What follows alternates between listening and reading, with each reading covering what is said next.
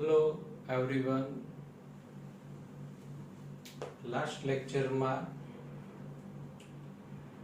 આપણે વિદ્યુત ફ્લક્સ, સમાન વિદ્યુત ક્ષેત્ર હોય તો વિદ્યુત ફ્લક્સનું સૂત્ર phi is equal to સદિશ E ડોટ સદિશ S અને અસમાન વિદ્યુત ક્ષેત્ર હોય તો phi is equal to integration સંકલન સદિશ E dot સદિશ ds. The next topic, વિદ્યુત ડાયપોલ સમજાવો. VSQ પૂછવાની શક્યતા વધારે. ડાય એટલે બે, દ્વિ, પોલ એટલે ધ્રુવ. એટલે ધન ધ્રુવ અને ઋણ ધ્રુવ નું જે તંત્ર હોય એને જ વિદ્યુત ડાયપોલ કહી શકાય. તો પહેલા વ્યાખ્યા. વિદ્યુત ડાયપોલ, વિદ્યુત દ્વિધ્રુવી એટલે શું? તો વ્યાખ્યા આવશે એક બીજાથી પરિમિત અંતરે રહેલા, ચોક્કસ અંતરે રહેલા બે વિજાતીય વિદ્યુતભારોના તંત્રને, વિજાતીય વિદ્યુતભારો, એક પ્લસ ક્યુ અને બીજો માઇનસ ક્યુ, એટલે બે વિજાતીય વિદ્યુતભારોના તંત્રને વિડા, વિદ્યુત ડાયપોલ કહે છે. એકબીજાથી પરિમિત અંતરે રહેલા બે વિજાતીય વિદ્યુતભારોના તંત્રને વિદ્યુત ડાયપોલ કહે છે. VSQ માટે વ્યાખ્યા યાદ રાખો. હવે ધારો કે પ્લસ ક્યુ અને માઇનસ ક્યુ વિદ્યુતભારો વચ્ચેનું અંતર 2a છે. આ જે અંતર રહ્યું એ x વડે દર્શાવવાનું નથી, કેલ વડે પણ દર્શાવવાનું નથી. વિદ્યુત ડાયપોલમાં બે વિદ્યુતભાર વચ્ચેનું અંતર હંમેશા 2a વડે દર્શાવાય. એટલે બે વિદ્યુતભારો કયા?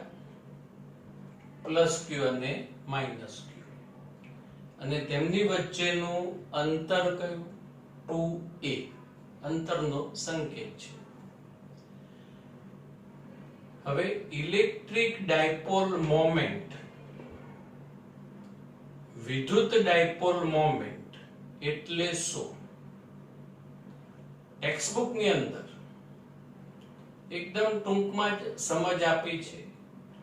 Q into 2a ને આ તંત્રની ઇલેક્ટ્રિક ડાયપોલ મોમેન્ટ કહે છે. પ્રોપરલી સમજજો. Q એટલે કોઈ એક વિદ્યુતભારનું મૂલ્ય, કેમ કે મૂલ્ય સરખું જ હોવાનું, ફરક છે એ માત્ર નિશાનીનો. આ પ્લસ છે ને આ માઇનસ, મૂલ્ય સરખાય. એટલે Q વિદ્યુતભારનું મૂલ્ય, 2a એટલે બંને વિદ્યુતભારો વચ્ચેનું અંતર. એટલે આનો અર્થ એ થયો કે ઇલેક્ટ્રિક ડાયપોલ મોમેન્ટની એક્ઝેક્ટ વ્યાખ્યા આપણે આ રીતે યાદ રાખી શકાય અથવા સમજી શકાય કે કોઈ એક વિદ્યુતભારના મૂલ્ય અને તેમની વચ્ચેના અંતરના ગુણાકારને ઇલેક્ટ્રિક ડાયપોલ મોમેન્ટ કહે છે. વિદ્યુત ડાયપોલ મોમેન્ટ અર્થાત વિડામો કઈ ભૌતિક રાશિ? વિડામો, વિદ્યુત ડાયપોલ મોમેન્ટ. આ ભૌતિક રાશિ સંકેતમાં p વડે દર્શાવાય. એટલાનું ગાણિતિક સ્વરૂપ થાય સદિશ p is equal to q into સદિશ 2a. સૂત્ર યાદ રાખવાનું. ઇલેક્ટ્રિક ડાયપોલ મોમેન્ટ નું સૂત્ર કયું આવશે? સદિશ P is equal to Q into સદિશ 2a. ઇલેક્ટ્રિક ડાયપોલ મોમેન્ટ કયા સંકેત વડે દર્શાવાય? કયો સંકેત આવશે? P. ઇલેક્ટ્રિક ડાયપોલ મોમેન્ટ નો સંકેત P. કેટલાક બેઝિક VSQ સૂત્ર પરથી આપણે સમજીએ. વિદ્યુત ડાયપોલ મોમેન્ટ ખાલી જગ્યા રાશિ છે. નિશાની જો ખ્યાલ આવી જશે. કઈ રાશિ? સદિશ રાશિ. સદિશ રાશિને બે વસ્તુ હોય, મૂલ્ય અને દિશા. તો વિદ્યુત ડાયપોલ મોમેન્ટના મૂલ્ય માટેનું સૂત્ર P is equal to Q into 2a. આ બધા તીરને ઘરે મોકલી દો એટલે મૂલ્યનું સૂત્ર થઈ જાય Q into 2a. વિદ્યુત ભારનું મૂલ્ય ગુણ્યા તેમની વચ્ચેનું અંતર. દિશા, તો વિદ્યુત ડાયપોલ મોમેન્ટની દિશા ઋણ વિદ્યુત ભારથી ધન વિદ્યુત ભાર તરફની ગણવામાં આવે છે. દિશા કેવી રીતે યાદ રાખશો? તો વિદ્યુત ક્ષેત્રની દિશા કઈ? ધનથી ઋણ તરફ. ધનમાંથી ક્ષેત્ર રેખાઓ બહાર નીકળે અને ઋણમાં અંત પામે. એટલે વિદ્યુત ક્ષેત્રની દિશા ધનથી ઋણ. તો વિદ્યુત ડાયપોલ મોમેન્ટની દિશા એનાથી વિરુદ્ધ. કઈ આવશે? ઋણથી ધન, અર્થાત ઋણ વિદ્યુત ભારથી ધન વિદ્યુત ભાર તરફની. એકમ, વિદ્યુત ડાયપોલ મોમેન્ટનો એકમ કયો? જો શું વંચાઈએ? સેન્ટીમીટર ના કહેતા, અહીં એકમ આવશે. વિદ્યુત ભારનો એકમ કુલમ અને અંતર એટલે મીટર. એટલે વિદ્યુત ડાયપોલ મોમેન્ટનો એકમ કુલમ ઇન્ટુ મીટર. એનું પારિમાણિક સૂત્ર, વિદ્યુત ડાયપોલ મોમેન્ટનું પારિમાણિક સૂત્ર મીટર L1. કુલમ વિદ્યુતભાર, વિદ્યુતભારનું પારિમાણિક સૂત્ર યાદ જ હોય આપણને, A1 T1. આ રીતે લખી શકાય M0 L1 T1 A1. અને જો ક્વેશ્ચનમાં વિદ્યુતભારનું પરિમાણ કેપિટલ Q ગણો એવું લખ્યું હોય તો આ જ પારિમાણિક સૂત્ર આ રીતે લખાશે. M0 મીટર માટે L1 T0 અને વિદ્યુતભાર માટે આવશે Q1. આ રીતે લખી શકાય. અહીંયા જો sigma Q is equal to 0. એટલે કે ડાયપોલના તંત્રના વિદ્યુતભારોનો કુલ બેઝિક સરવાળો શૂન્ય થાય છે. ખ્યાલ આવે કે નહીં? જેટલો પ્લસ હોય એટલો જ માઇનસ, તો કુલ સરવાળો કેટલો થશે? શૂન્ય. પરંતુ વિદ્યુત ક્ષેત્ર શૂન્ય થતું નથી, કારણ કે વિજાતીય વિદ્યુતભારોના સ્થાન જુદા હોય છે, જુદા જુદા હોય છે. એટલે વિદ્યુત ક્ષેત્રનો કુલ સરવાળો શૂન્ય થતો નથી. બીજો VSQ, બિંદુ ડાયપોલ એટલે શું? What is point dipole? બિંદુ ડાયપોલ કોને કહેવાય? સદિશ P is equal to Q into સદિશ 2a માં ડાયપોલ મોમેન્ટનું સદિશ સ્વરૂપનું સૂત્ર. લિમિટ સદિશ 2a tends to 0. આનો અર્થ શું થશે? આ જે વિદ્યુતભારો વચ્ચેનું અંતર રહ્યું એ અત્યંત અત્યંત અત્યંત નાનું હોય અને limit Q tends to infinity. આનો અર્થ એ થયો કે વિદ્યુતભારોના મૂલ્ય ખૂબ ખૂબ ખૂબ મોટા હોય તો આ લક્ષમાં મળતી ડાયપોલને બિંદુ ડાયપોલ કહે છે. તો પોઈન્ટ ડાયપોલ, બિંદુ ડાયપોલ એટલે શું? પહેલા સૂત્ર સદિશ p is equal to q into સદિશ 2a માં પછી બે લિમિટ આવશે લિમિટ સદિશ 2a tends to 0 અને limit q tends to infinity લક્ષમાં મળતી ડાયપોલ ને બિંદુ ડાયપોલ કહે છે આ બધા જ પોઈન્ટ્સ VSQ માટે યાદ રાખવા પડે નેક્સ્ટ મોસ્ટ IMP ક્વેશ્ચન વિદ્યુત ડાયપોલ જે અક્ષ પર સંપાત હોય તે જ અક્ષ પર ના કોઈ બિંદુએ વિદ્યુત ક્ષેત્રનું સૂત્ર મેળવો ડાયપોલ જે અક્ષ ઉપર સંપાત હોય એ જ અક્ષ પર વિદ્યુત ક્ષેત્રનું સૂત્ર મેળવો IMP ક્વેશ્ચન પહેલા જ વિદ્યુત ડાયપોલ આ રીતે દર્શાવી દઈએ પ્લસ ક્યુ માઇનસ ક્યુ બંને વચ્ચેનું અંતર 2 ચાલો બાળકો આ એરો શું ઇન્ડિકેટ્સ કરે છે શું દર્શાવે છે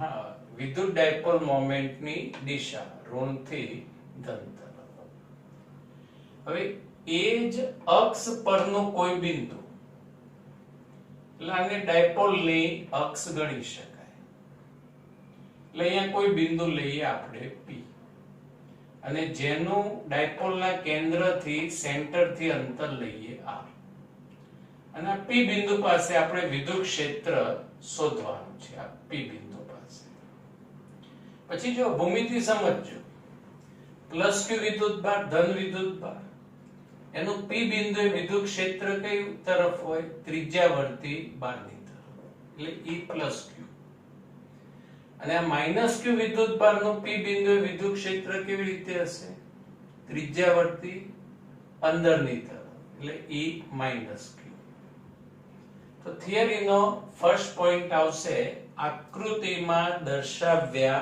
મુજબ ડાયપોલના કેન્દ્રથી R અંતરે Q વિદ્યુતભારની ડાબી બાજુએ બિંદુ P પાસે વિદ્યુત ક્ષેત્ર શોધવું છે તો ક્યાંથી ડાયપોલના કેન્દ્રથી કેટલા અંતરે R અંતરે કયો વિદ્યુતભાર પ્લસ Q વિદ્યુતભાર ની ડાબી બાજુએ બિંદુ P પાસે વિદ્યુત ક્ષેત્ર શોધવું છે આપણે પેમ્પલેટ્સમાં આ શબ્દ રહી ગયો છે એડ કરી દેજો હવે P બિંદુએ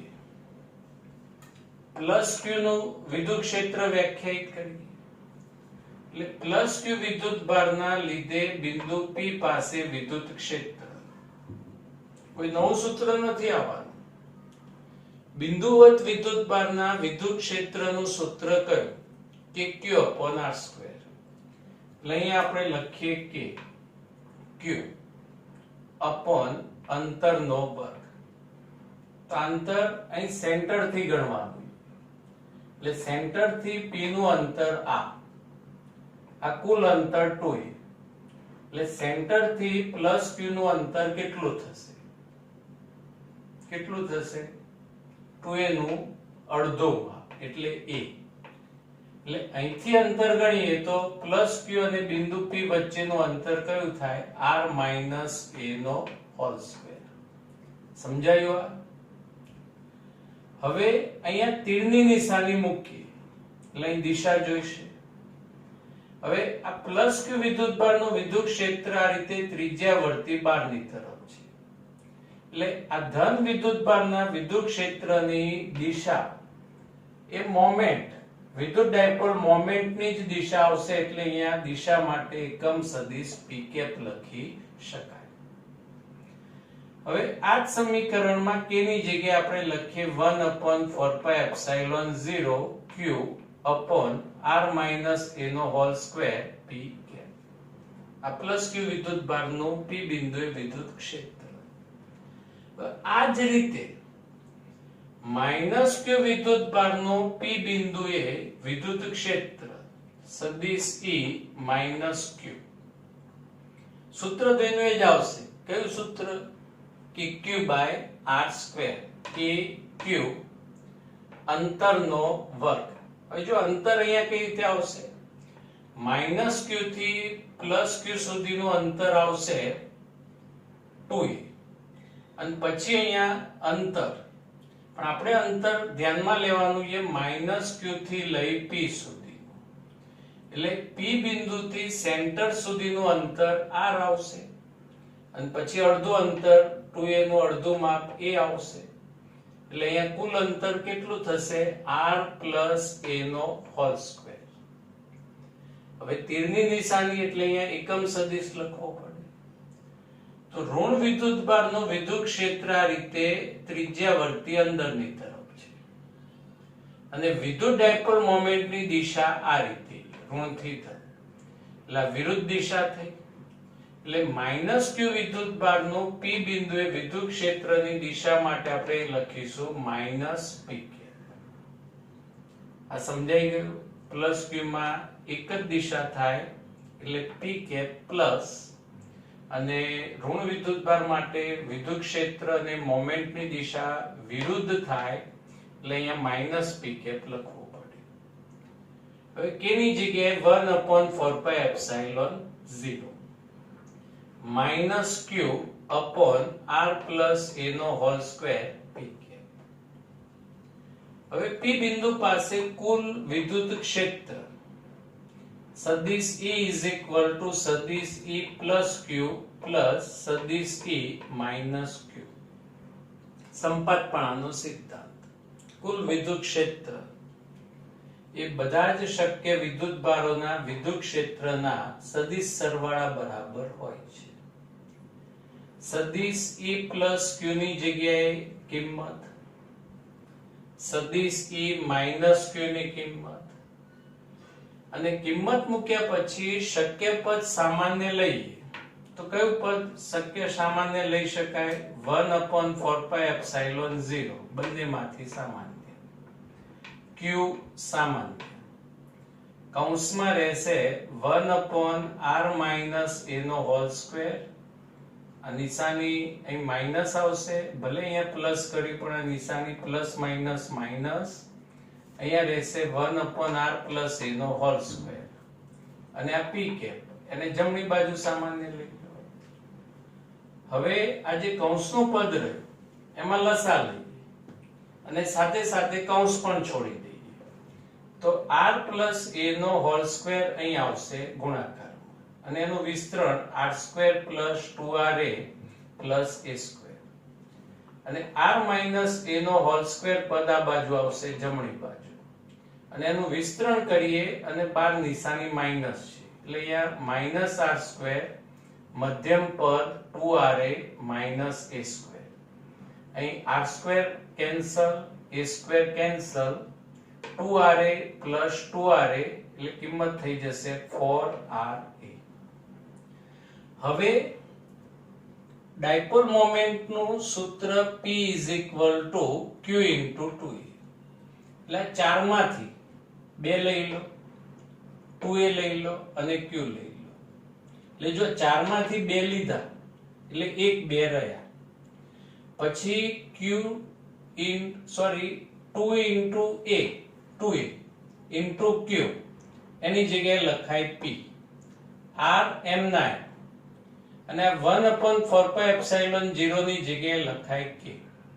એટલે સૂત્ર આપણે યાદ રાખવું પડશે. એ જ અક્ષ ઉપર વિદ્યુત ક્ષેત્ર માટેનું સૂત્ર 2kPr upon r square minus a square નો હોલ સ્ક્વેર. જો એક પદ માઇનસ છે એક પદ પ્લસ એટલે r square minus a square થાય, અને પાછું બંને પદ પર હોલ સ્ક્વેર એટલે આ રીતે લખી શકાય r square minus a square નો હોલ સ્ક્વેર. એટલે એ જ અક્ષ પરના કોઈ બિંદુએ વિદ્યુત ક્ષેત્રનું સૂત્ર કયું? 2kPr upon r square minus a square નો whole square into r cap. હવે P બિંદુ રહ્યું એ આપણે ખૂબ ખૂબ દૂર લઈએ. ધારો કે ડાયપોલ ઇન્ડિયામાં અને આ પી બિંદુ લઈએ યુએસએ માં, અમેરિકા. પછી પી બિંદુ આપણે પાછું નહીં લઈએ કેમ કે કોરોના થઈ ગયો હોય. હવે પી બિંદુ ખૂબ ખૂબ દૂર લઈએ, આર ગ્રેટર ધેન એ લઈએ, તો આર ની કમ્પેરિઝનમાં એ અવગણાય. એટલે એ સ્ક્વેર અવગણીશું એટલે અહીંયા આર ની 4 ઘાત ઉપર આ, એટલે સમીકરણ બનશે 2kp r cube p cap. આ ટૂંકું સૂત્ર પણ એક્ઝામ્પલ અને એમસીક્યુ માટે આપણે યાદ રાખવાનું. હવે બે બેઝિક VSQ, ડાયપોલ જે અક્ષ ઉપર સંપાત હોય એ જ અક્ષ પરના વિદ્યુત ક્ષેત્ર અને અંતર વચ્ચેનો સંબંધ જણાવો. એટલે એ વખતે આ મોટું સૂત્ર ધ્યાનમાં લેવાનું નહીં. એ સંબંધ આ ટૂંકા સૂત્ર પરથી જ લખાશે. E ચલે છે 1/r3. અને વિદ્યુત ક્ષેત્ર વિરુદ્ધ અંતરનો આલેખ પૂછાય તો આપણને ખ્યાલ જ છે કે આવો વ્યસ્ત પ્રમાણતાનો સંબંધ હોય તો આલેખ હંમેશા અતિવલય જ આવે.